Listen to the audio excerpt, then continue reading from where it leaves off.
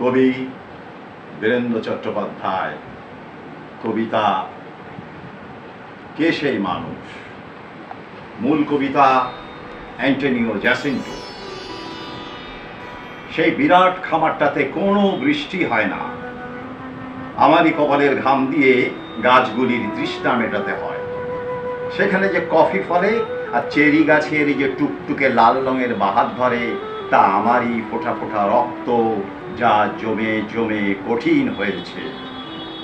কফিগুলিকে ভাজা হবে, তারপর রোদে শুকোতে হবে, গুঁড়ো করতে হবে, যতক্ষণ না তাদের গায়ের রং হবে আফ্রিকার কুলির গায়ের রঙের মতো ঘোর কৃষ্ণবর্ণ। যে পাখিরা গান গায় তাদের জিজ্ঞাসা করো,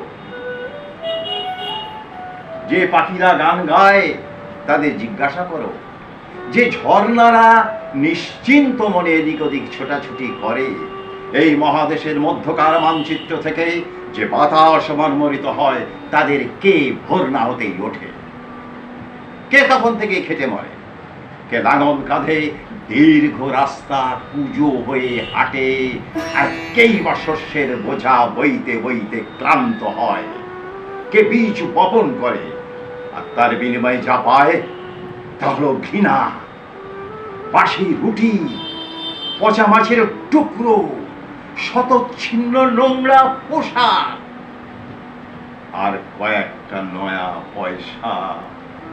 তারপরেও তাকে পুরস্কৃত করা হয় চাবুক আর বুকে ঠোক্কর দিয়ে। কে সেই মানুষ? কে ক্ষেতগুলিতে গমার ভুট্টা ফলায় আর সারি বাঁধা কমলা গাছগুলিতে ফুলের উৎসব আনে? কে ওপরওয়ালাকে বাড়ি গাড়ি যন্ত্রপাতি মেয়ে মানুষ কেনার টাকা জোগায় আর মোটরের নিচে চাপা পড়ার জন্য নিগ্রোদের মুন্ডুগুলো যোগান দেয়? কে সাদা আদমিকে বড় লোক তৈরি করে, তাকে রাতারাতি ফাঁপিয়ে তোলে, পকেটের টাকা জোগায়? কে সেই মানুষ?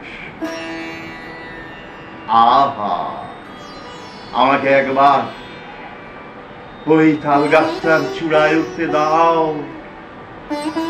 সেখানে বসে আমি মদ খাবো।